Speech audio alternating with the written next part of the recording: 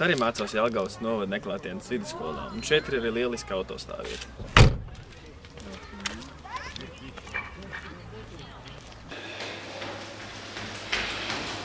Man patīk šeit mācīties, jo šeit izmantot tāds telpas.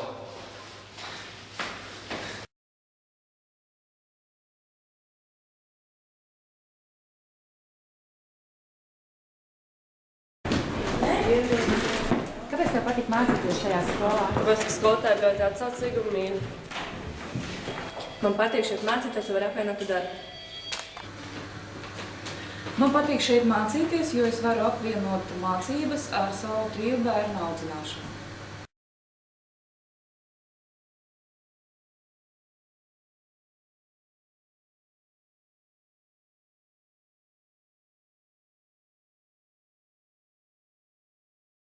Stundas te ir pakārtots arī autobusu kustības sarakstu.